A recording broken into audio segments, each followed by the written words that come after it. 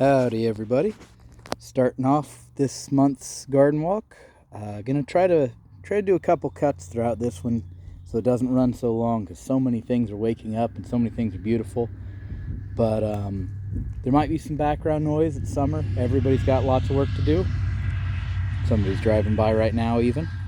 But this is where I dug my swales last year, for those of you who were there for that video. If not, you might check it out.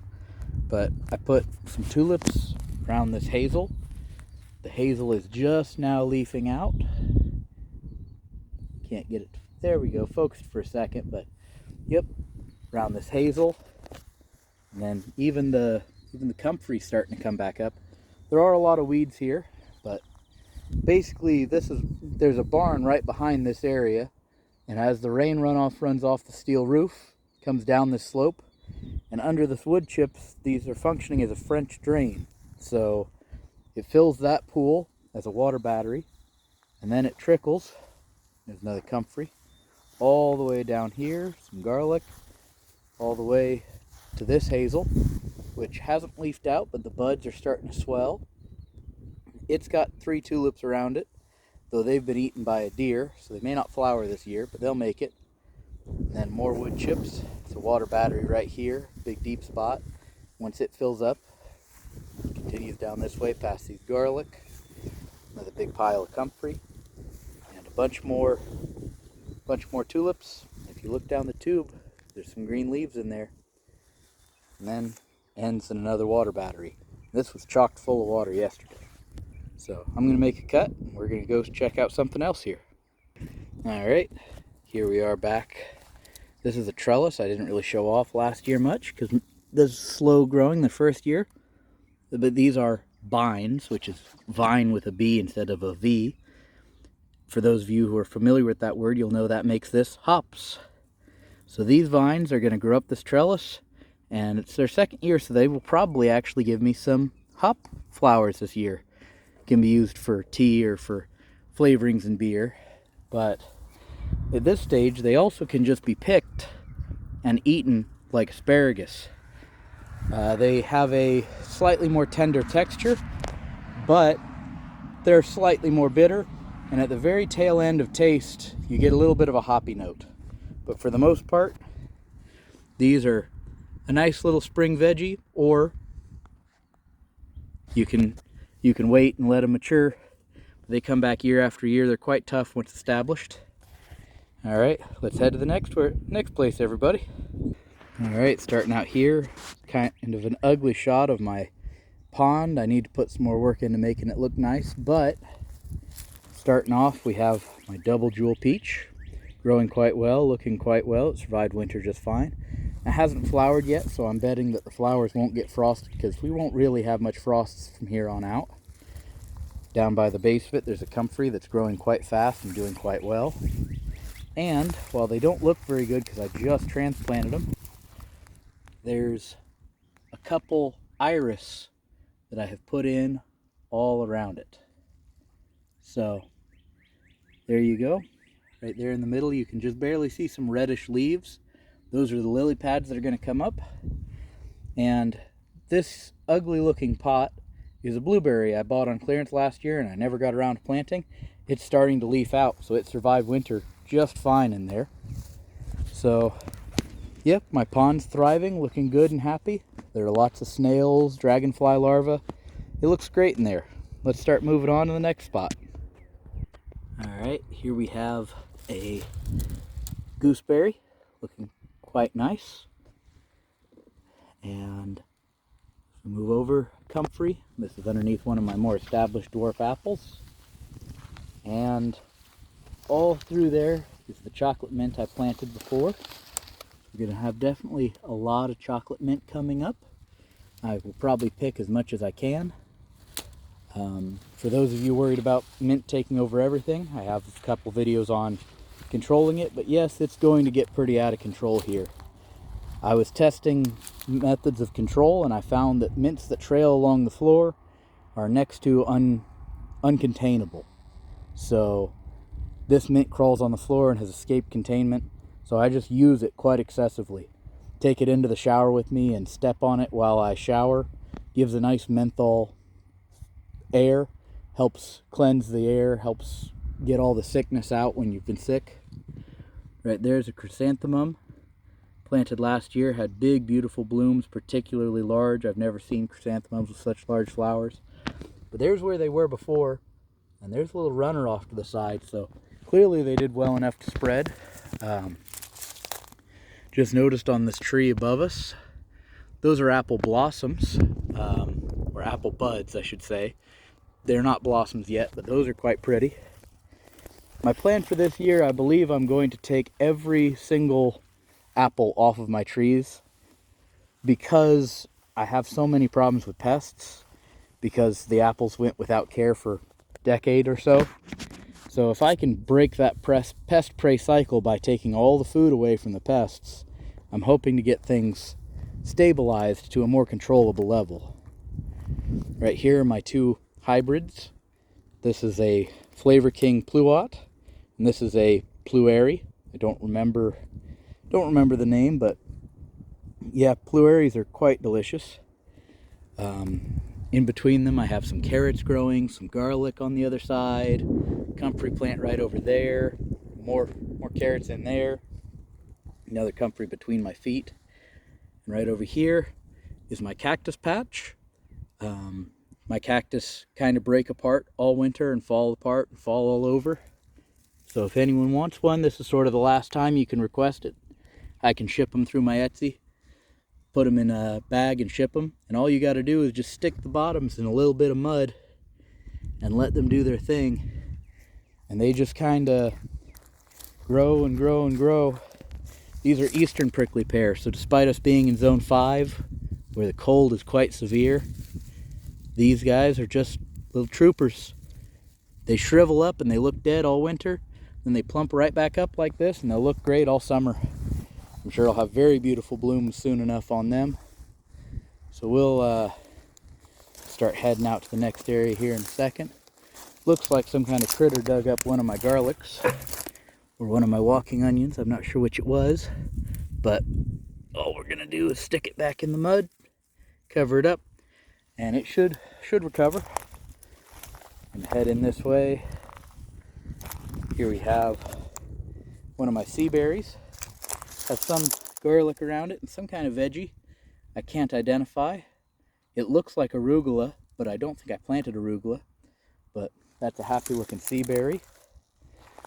Over here we have my Archer's Gold Thyme, looking absolutely wonderful. Another cactus, some comfrey, my Peace Garden apple, taller than me by quite a bit now. I think I should probably top it either this year or next so it can grow bushier rather than taller. But we'll walk back out of here. Of course, there's dandelions all over. I like the dandelions. They're food for the bees before anything else comes out. See, right over here, I need to work on it. Need to trim it.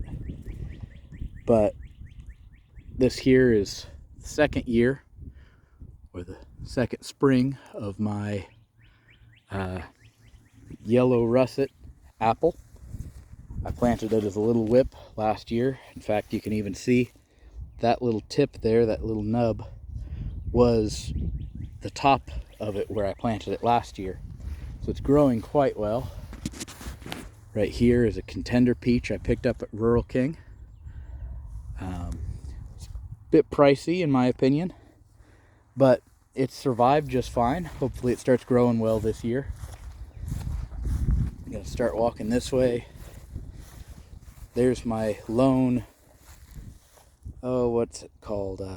Bush cherry, but I don't have a pollinator for it right now, so it won't produce any fruit. Some tulips, one of my two Arkansas black apples. Keep walking along this way. Here we have a royal purple raspberry. It struggled a little last year, but it grew pretty well towards the end of fall. Another contender peach.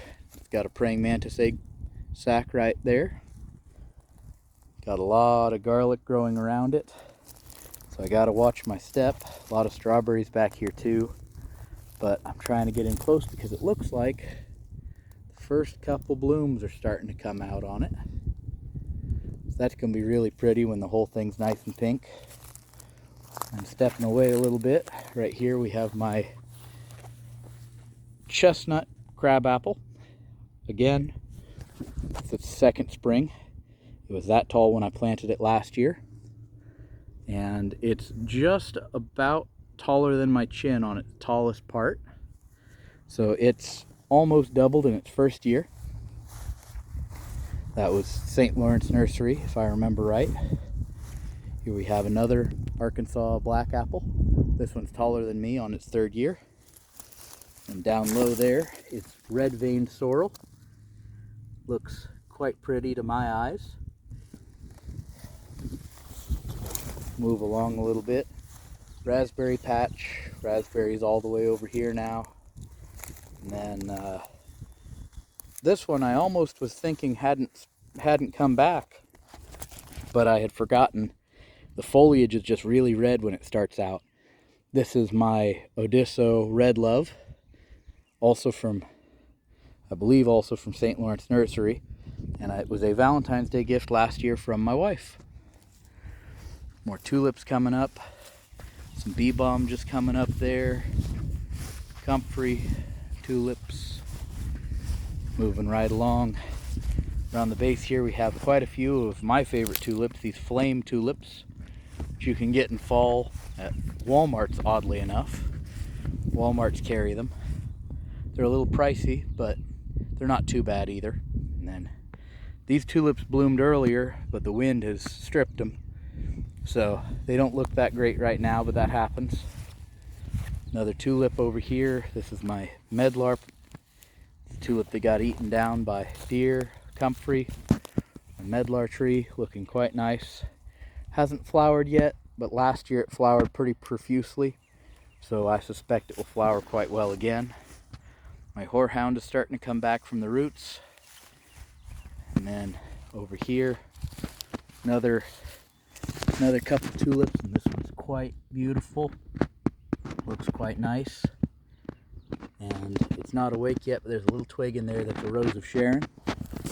So there's a little rose of Sharon in there. Looks quite nice. Heading up to my first aronia berry. Another tulip, Soshan, whole bunch of bee balm in the back area. And if you look closely, the deer keep coming in and eating these, but they grow so heavily that I feel like it's better they fill up on this than the rest of my crops. But those little broccoli looking things, those are the flower buds. So we're going to start walking across. Further in there is one of my plums, but there's just not a lot going on with it yet. Keep walking along. More tulips. This is my biggest, healthiest aronia berry, and there are just buds all over it. Happy tree. I'm sure we're going to get a lot of blooms this year, and if the deer don't eat all of them, we'll end up with a lot of wonderful fruit.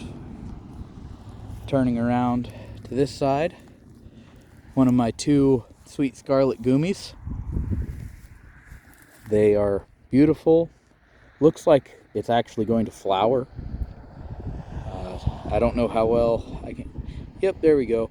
Those four petals that are kind of cupped like that, those are going to open up and be flowers. Quite pretty. And this plant does have some quite aggressive thorns, so hopefully the deer won't eat all of the flowers before we get a couple fruit. I might thin the fruit a little bit, but I mean, from what I hear, these are a really hardy plant that doesn't need thinning, so maybe not. My second sweet scarlet also looks like it's going to bloom this year. Super excited to try them myself. Lots of walking onion happily underneath it. Some more tulips directly behind it. Hasn't broke dormancy yet, but here's one of my Kusa dogwoods. And it's got some tulips and comfrey there. And then on the back past the gumi again, right here is another aronia. This one's been hit pretty hard by deer in the past, but a lot of Soshan underneath, or cut leaf coneflower, and a couple buds. Start walking along. Right here, this is a river locust. Great nitrogen fixer, thornless. I'll be using it as chop and drop once it's a little bit better established to feed other plants around here. My last aronia bush, big blossoms on the way, but lots of deer damage. There's a chewed up daylily in the back. Coming around up here, some daffodils that are looking quite nice, some comfrey. I believe that's, that might be Dutchman's pipevine, not Dutchman's pipevine, Dutchman's breeches coming up at the base. But right there is a pusa dogwood. Heading over this way, we've got either a walking onion or a shallot, I forget which.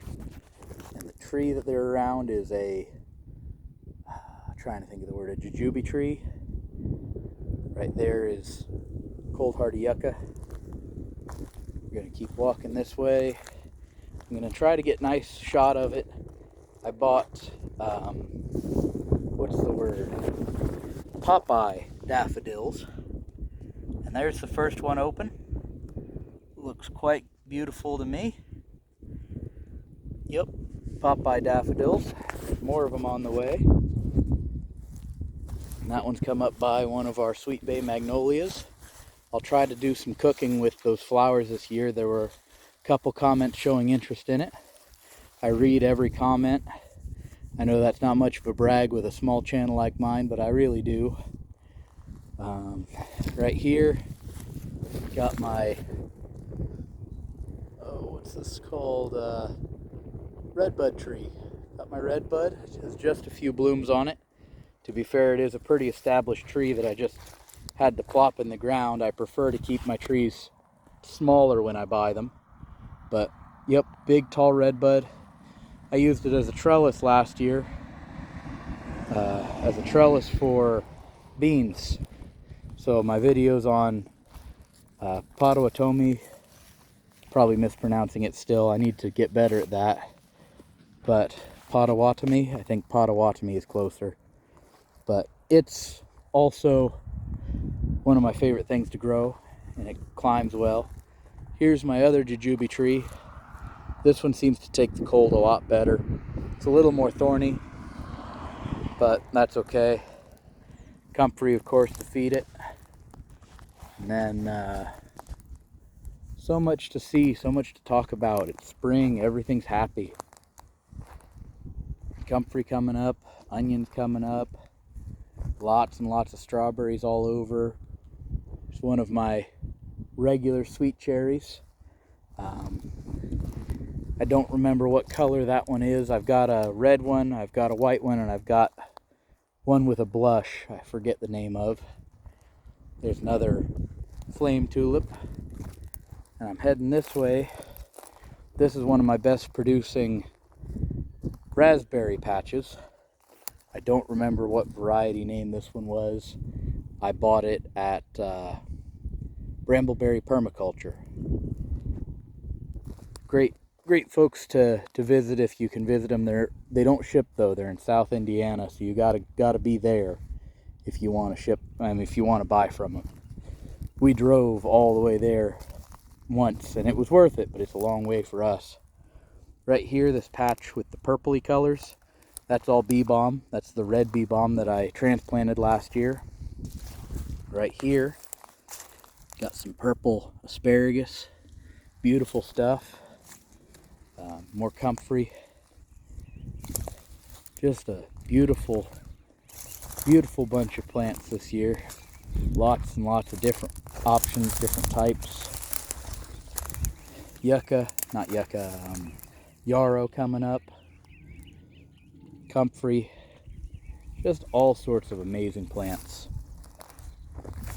In there is my clump of lavender that's been just thriving for a couple years. Looks rough because it's the end of winter, but it'll look great again by summer. It likes the heat and dry. Moving along. It's a little ugly because it got frosted, but there's a sea kale and some walking onions. And right here, sea berry looking nice, quite tall. And over here, just an absolute ocean of strawberries. Absolute ocean of them. And another cherry tree in the middle of it all. Yep, moving along. Right in here, there is one of my Shapovas, cross between a mountain ash and a pear. Lovage, which is a good spice for cooking. And then I think I walked past it. Yep, I've got a sort of mound here. That's soapwort. It'll be pretty later on when it blooms, but right now it's just starting out.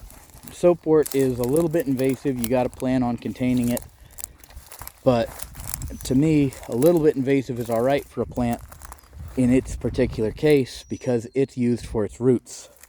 Its roots contain a lot of soap, so that just means every time I want to use it, I got to pull up a bunch anyway. So it being fairly fast to reproduce itself is all good with me. Right in here is a raspberry splash pulmonaria, or a lungwort. It's in the same general family as comfrey. It's medicinal, and it's quite beautiful. Small, muted flowers, but very beautiful. All right, I'm gonna make another cut, and we're gonna go to probably one more spot in the garden. See you in a minute. All right, everybody. Last stop, out by my walnut orchard. And of course, way back out there is my chestnuts. A couple of them are kind of knocked over in the wind. I'll fix those today.